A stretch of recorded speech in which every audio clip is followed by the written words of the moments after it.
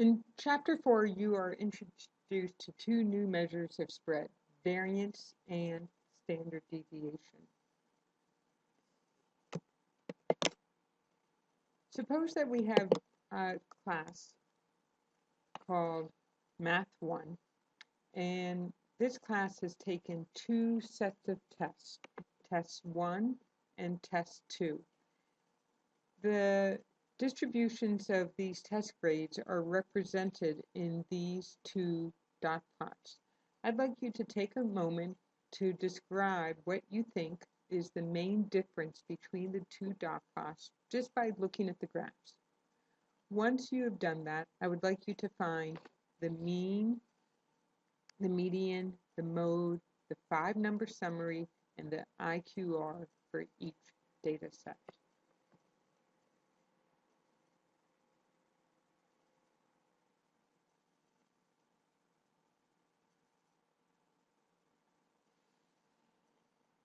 Okay, let's go on. So you should realize that the two data sets have relatively the same spread or range. They both go from 70 to 100, but that test 1 is much more spread out than test 2. When you found the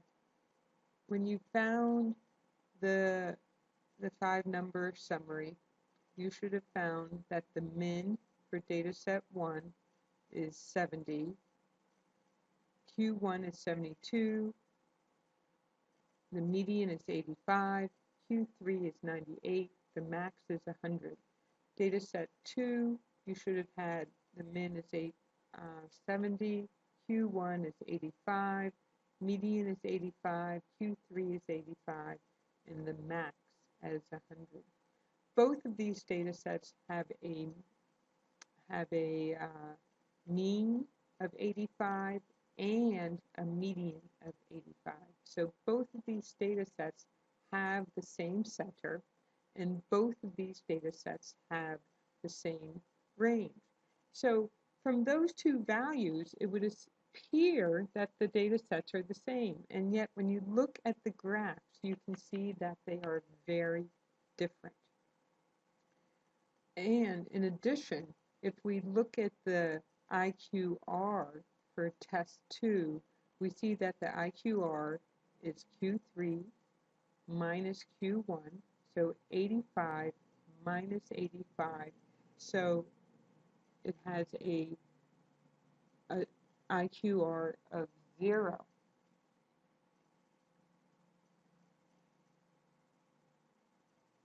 But obviously there is some spread in our test scores for test 2.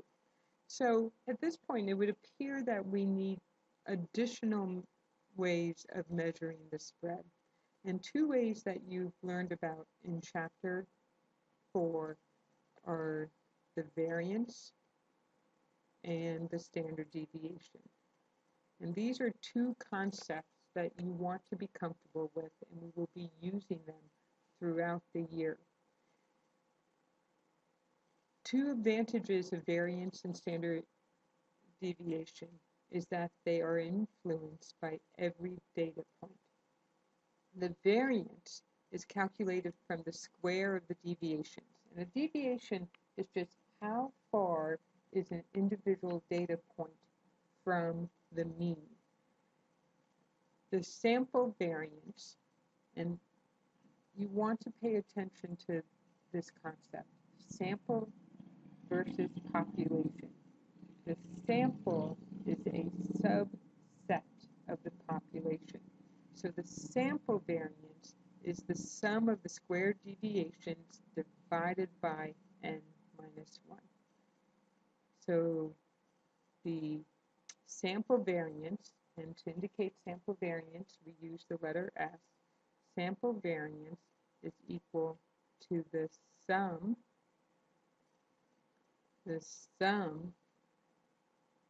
of the deviations, square deviations,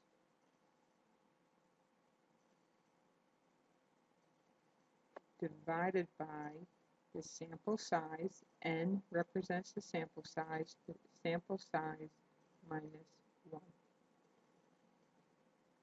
The standard deviation, or the sample standard deviation, is simply the square root of the sample variance. So actually up here I need to make a correction. The sample variance is s squared. The sample variance is s squared, and therefore the sample standard deviation is the square root of the variance, so the square root of s squared, which will give us s, and that is going to equal the square root of the sample variance. So we will have the sum of the data value minus the mean. X bar represents the sample mean, all divided by n minus 1. So let's do an example with one set of our data scores. So test 1, I put the data scores into a table. The first thing that you'll want to do is find the sum of the test scores. So you'll want to add up each of these test scores, and when we add up these test scores, we will get a sum of 850. So in order to calculate the sample mean, remember we represent sample mean with x bar, the sample mean is going to equal the sum of our scores, the sum of our data values, divided by n. So therefore, our sample mean is going to equal 850. We've added up each and every one of the scores. We divide by the sample size. The sample size is 10. And we get a sample mean of 85. This value is important in order to calculate our variance and our standard deviation. So in order to calculate the variance and standard deviation, we need to take each data value and we need to subtract the mean. So for our first data value, we will have 70, and we will subtract the mean of 85, and notice we end up with a negative value of 15. So this student was 15 points below the class average. We would then take 72 and subtract the mean. We get negative 13, and we continue doing this for each and every data value.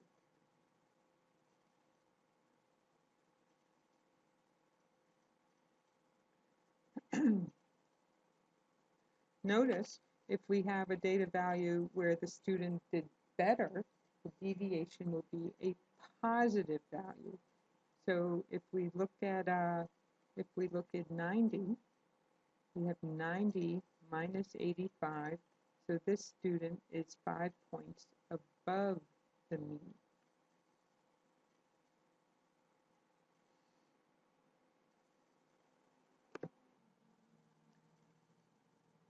So I took the time to find the deviation for each of the test values, and you should have similar scores. At this point, it would be interesting to find the sum of the deviations. So if we add up these values,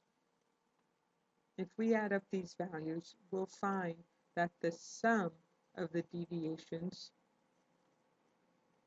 is 0. Which makes sense, since the mean is the center, we have an equal number of values, or we have values that are equal distance from the center. So when we add up, we have some below, some above. When we add up those distances, the distances will sum out to 0. So that's why we have to do something with these deviations in order to find our variance and our standard deviation. We can't just use the sum of the deviations since the sum of the deviations is 0. Therefore, we'll find the square of the deviations. So we're going to take each data value, we're going to subtract the mean, and we're going to square that value. Now we've already found the deviations, so in order to find the squares, we just need to take these values here and square them. So I'll have negative 15 squared, which will give me 225.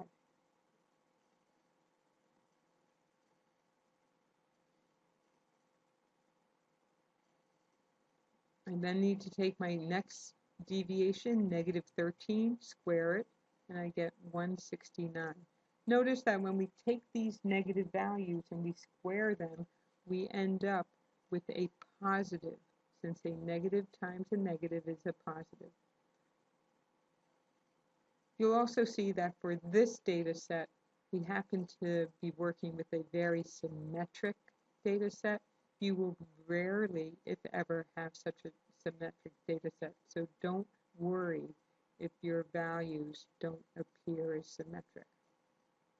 You can actually be sort of surprised if they do. This was a forced example. Okay, so in order to find our variance, we need to know the sum of our square deviations. Therefore, we have to add all of these values together. We need to find the sum of our squared deviations. Remember, x bar represents the sample mean. So when we add all of these values together, we end up with 1,376. In order to find our variance, which I'll abbreviate as bar, is equal to s squared, and our variance is the sum of our squared deviations divided by n minus 1. Therefore, our variance is going to be 1,376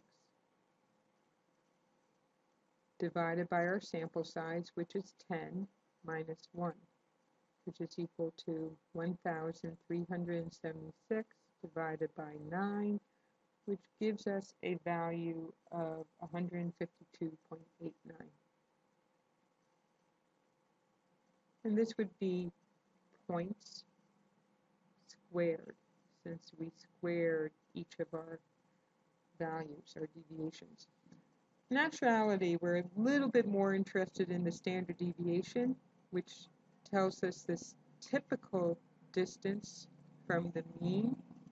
So in order to calculate the standard deviation is the square root of our variance. So the standard deviation is going to equal the square root of 152.89, and this gives us a value of 12.36 points.